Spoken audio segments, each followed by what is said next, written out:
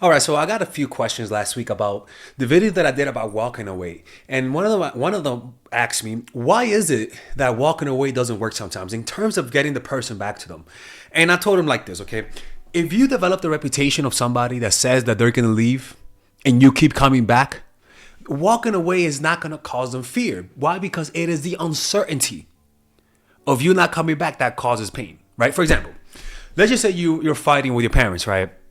And for example, like me, at this moment in time, me and my mom are not talking too much, right? Because it's it's a long story, but she could be a little hard headed. Anyways, man, I could be hard headed too. But sometimes when you don't miss the person, when you don't talk to them and you just cut contact off, you don't really miss them simply because you know eventually you're gonna see them again. You get what I'm saying?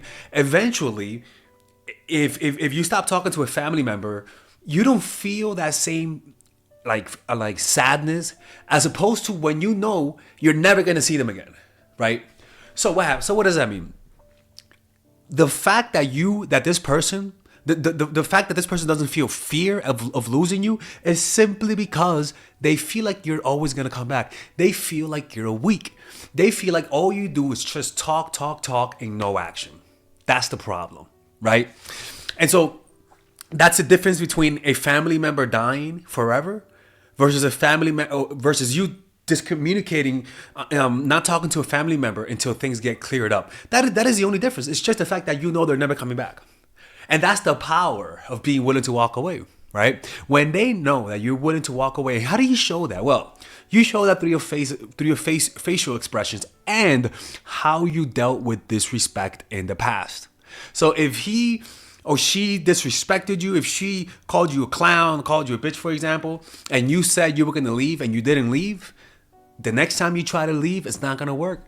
And none of the strategies that I teach you are gonna work simply because you have a foundation that's weak. All you do is bluff. And so when you leave, all they're doing is fucking laying back, smoking their cigar with a pick, picking his food because he just ate. She'll come back. It's a little vacation. There is no fear. Why? Because the fact that they know you're coming back makes them feel comfortable. It's what you can't predict that produces anxiety.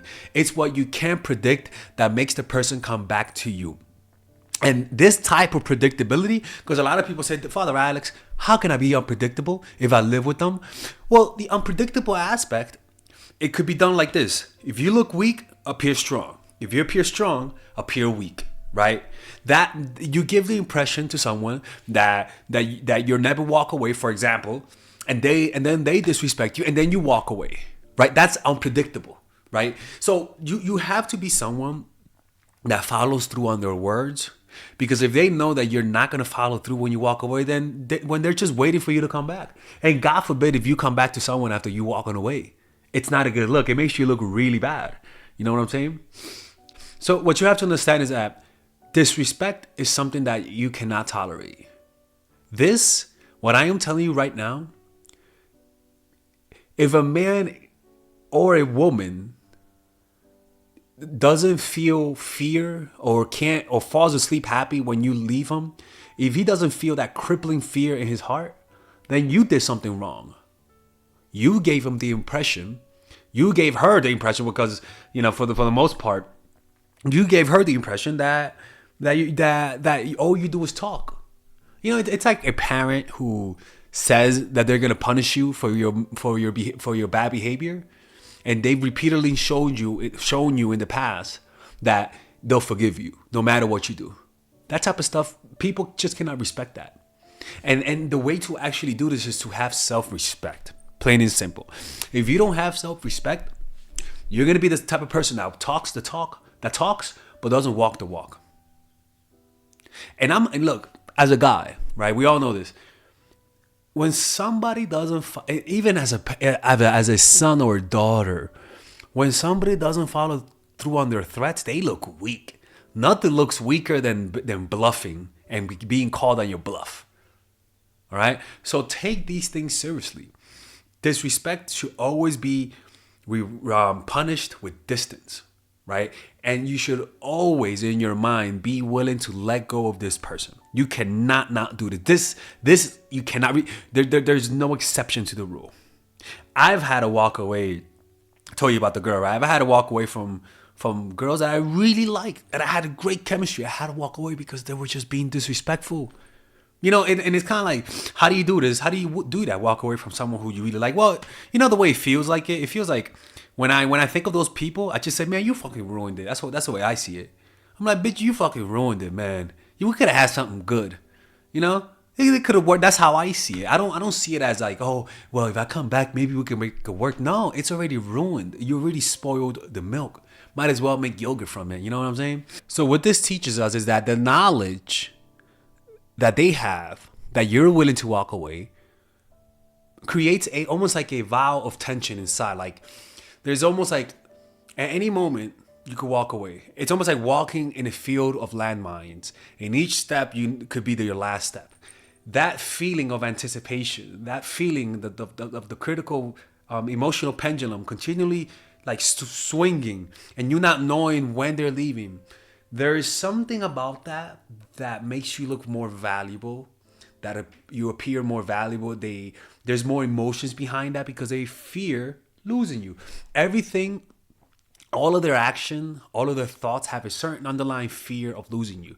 And that fear causes insecurity, which causes them to do things to impress you more, makes them be more romantic. They treat you with more respect, all because they know one day you can leave, right? And it's not that you tell them that you can leave.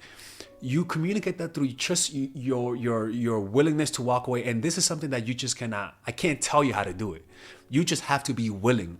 You should always have your hand on your sword and shield, even for a friend.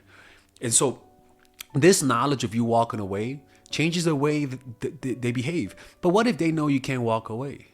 What if they know you will never walk away? There's no fear. So they could be comfortable and happy with you laying in bed.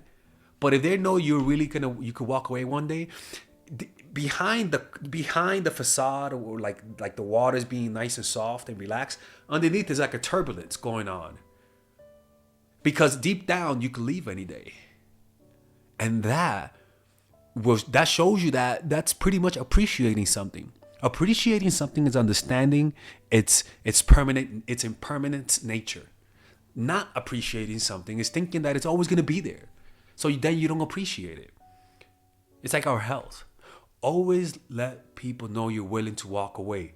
That you cannot compromise. You can't compromise this. There's no negotiating this. If you don't get people to believe that you're willing to walk away, they're just not going to treat you with the respect that you deserve. It's just that simple. All right? Okay? All right. Anyway, so to illustrate this concept a little bit more, let me tell you about in painting. There's something called underpainting, right? So in an underpainting, as we can see here, you first start a painting with with red, right? As you can see right here.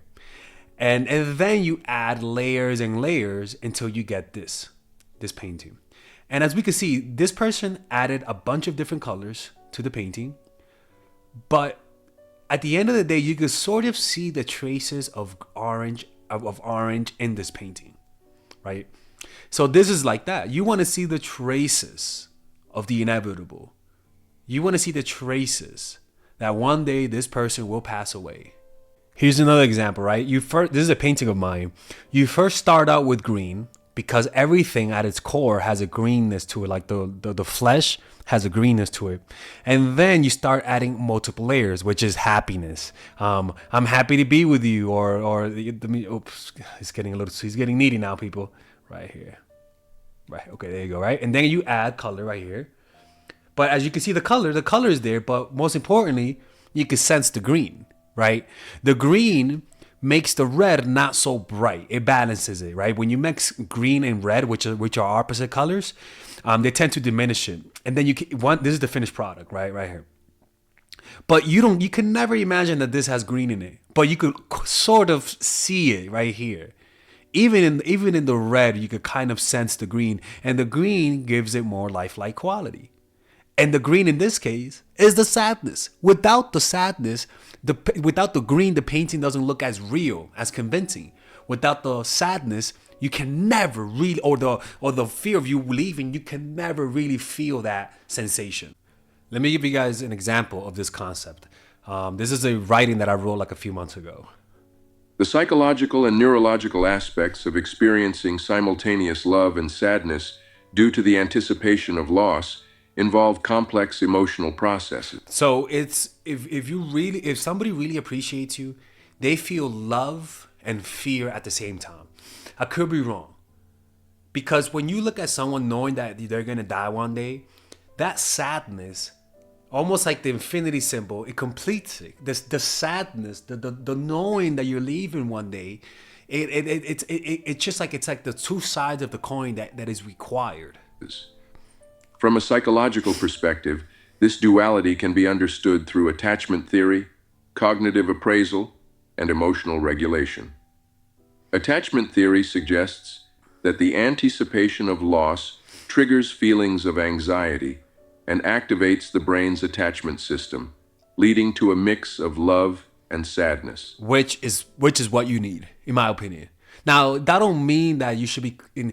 I think this gets really bad when your anxiety is at a unnatural level. But a hint of anxiety, it's like salt, motherfuckers. Like, don't put the whole rock of salt in the food. Sprinkle a little bit. Additionally, cognitive appraisal plays a role in evaluating the situation and predicting future emotions, contributing to the coexistence of happiness and inner sadness. Neurologically, this emotional experience can be explained through the involvement of brain regions associated with emotional processing, memory, and reward. The amygdala, known for its role in processing emotions, may mediate the simultaneous experience of love and sadness. Meanwhile, the prefrontal cortex, involved in decision-making and emotional regulation, may modulate the intensity of these conflicting emotions. Furthermore, the brain's reward system, including the release of neurotransmitters such as dopamine and oxytocin, may contribute to the experience of happiness, while underlying sadness is processed in parallel. So it's almost like you want a dual processing thing. You want two things to be processed in the brain because the brain is a dual processing machine. So you want them to process happiness and a hint of sadness. And that to me is appreciation. And you don't have to be depressed. This is not about being depressed, people. This is a hint of it. A whisper, a small sound that you hear underneath the regular noise that life experiences.